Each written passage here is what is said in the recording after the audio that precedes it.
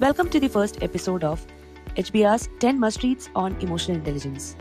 Today, we are going to talk about emotional intelligence in leadership. What Makes a Leader by Daniel Goleman.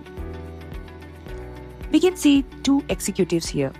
Both are smart, both have strong technical skills, both have impressive resumes. Yet, one thrives as a leader and the other quietly fails. So, what's the difference? It's not IQ, it's not experience, it's emotional intelligence. For years, leadership success felt like a mystery, more art than science. But research shows something powerful. Emotional intelligence is the single biggest factor that separates great leaders from average ones.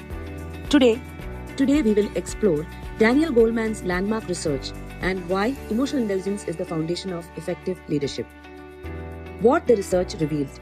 Daniel Goleman studied competency models from 188 organizations, including global companies like British Airways and Credit Suisse. He grouped leadership capabilities into three categories. 1. Technical skills like accounting, business knowledge. 2. Cognitive abilities like analytical thinking, problem solving. 3. Emotional intelligence, how we manage ourselves and others. The results were eye-opening. Emotional intelligence mattered twice as much as technical skills and IQ combined. And the higher the leadership level, the more emotional intelligence explains success. At senior leadership levels, nearly 90% of the difference between top performers and average ones came from emotional intelligence and not intelligence or expertise. So we can understand that without emotional intelligence, a person can have the best training, the sharpest mind, and brilliant ideas, and still fail as a leader. The 5 components of emotional intelligence. Emotional intelligence isn't vague or abstract. It's made up of 5 learnable components. 1. Self-awareness means understanding your emotions, your strengths and limits, how your behavior affects others. Second component would be the ability to manage emotional reactions, that's the self-regulation. Instead of reacting impulsively, strong leaders pause, think and respond calmly, especially under pressure. This builds trust and stability. Third is motivation. Great leaders are driven by achievement, not money or titles. They set high standards, stay optimistic and learn from setbacks. Fourth one is empathy, means understanding others' emotions when making decisions. Leaders who show empathy retain talent but loyalty and keep teams engaged, especially during changes. Social skill.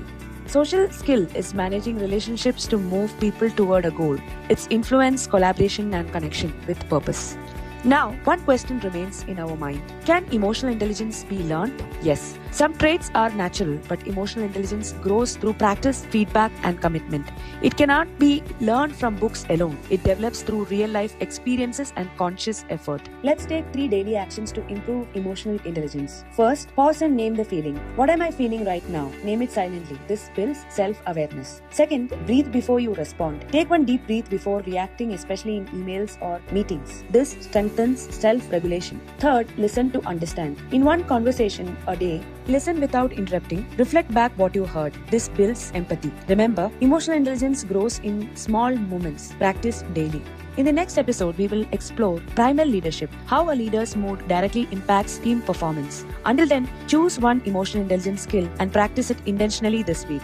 This is Rajni Ramkumar signing off from the micro learning of HBR's 10 must reads on emotional intelligence. Thank you.